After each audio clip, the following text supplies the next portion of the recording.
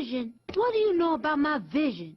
My vision would turn your world upside down, tear asunder your illusions, and send the sanctuary of your own ignorance crashing down around you. Now ask yourself, are you really ready to see that vision? The drought is unrelenting. By one estimate, 3/5 of the USA from sea to shining sea is dry. And you can see how dry on the mighty Mississippi River, which is where we find ABC's Ryan Owens tonight. You're looking at an Indiana golf course. It's so dry, balls drop through the cracks of what any other summer is a water hazard. In Nebraska, this river is so low, the fish have no place to swim. And the Mississippi River isn't nearly as mighty as it should be. This seems to me that we're starting to get a little thin here, right? Very thin. George Level runs a towboat company in Memphis. His crews navigate massive barges through these increasingly narrow channels dotted with dry docks. One of his men shot this picture of an island that appeared right in front of his boat. We lose another couple of feet, they're going to be in bad shape. Watch when our captain hit a shallow spot. Nothing but thick, dark mud spewing from the back of the boat. The river is more than 17 feet below normal. Crews are forced to lighten the load on these barges so they won't run aground, increasing the cost of transporting everything from coal to corn. Today, the Agriculture Secretary updated the president on just how dire this drought has become. I get on my knees every day, and I'm saying an extra prayer now. If I had a rain prayer or rain dance I could do, I would do it. Ryan Owens, ABC News, Memphis. We're on the bridge of the Joseph Eric Jones as Captain Gene Waller threads a string of barges nearly 4 football fields long up the shrunken Mississippi River. Yeah, I think it's a little shallow above that river, so I'm not going to go with my normal. In his 28 years of piloting towboats for the Canal Barge Company, he's never seen the Mississippi drop so far, so fast. What's the biggest thing that worries you? The unexpectedly hitting a shallow spot. Running into the bottom. Right. Just ahead, he's heard the river's only 9 feet deep. He sits 9 feet 3 inches in the water. You're deeper in the water than that water is deep. Right. How often do you find yourself looking at that depth gauge? All the time. He's got reason to be nervous. Over the last 2 weeks, boats and barges have been running aground nearly every day.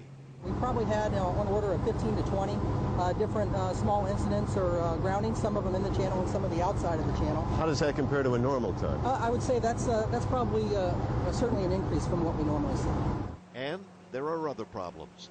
The giant American Queen has to let passengers off on a levee because the water is too shallow where it normally docks. Huge areas of riverbeds sit exposed, looking like desert, causing one lawmaker to quip the Mississippi's got more beaches than Florida, which would be funny if it wasn't about to cost us all. You see, the Mississippi moves all sorts of things we use a lot of, like grain, oil, coal, and steel. Everybody's having to lighten the loads up and knock the barge the size of the toes down. So here's the math.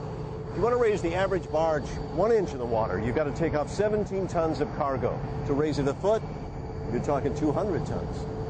And since, according to the American Waterways operators, moving cargo by river is $11 a ton cheaper than by train or truck, the more that now has to be moved on land, well, the more the costs go up. And eventually the consumer is going to pay that price somewhere along the line.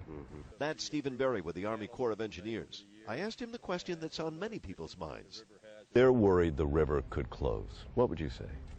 Well, I don't. I think with the proactive stance the Corps is taking, I don't see the river actually closing.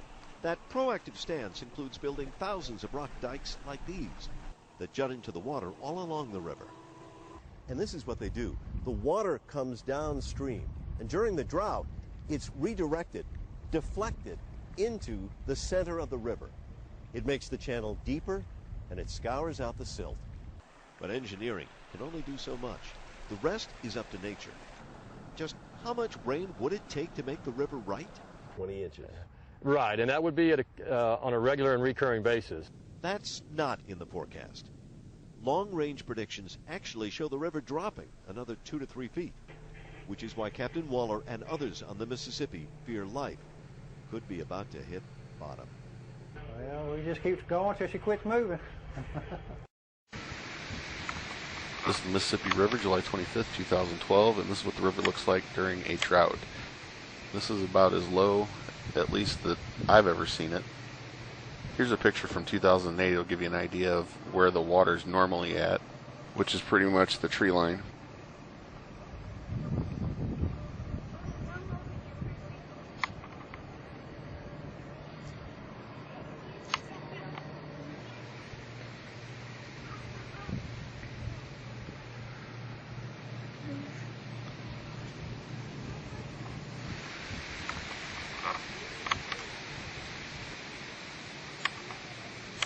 This was filmed at Beatree Park in St. Louis, Missouri, and the land across the river there is the state of Illinois. Hope you enjoyed this view of the Mississippi River, and thanks for watching.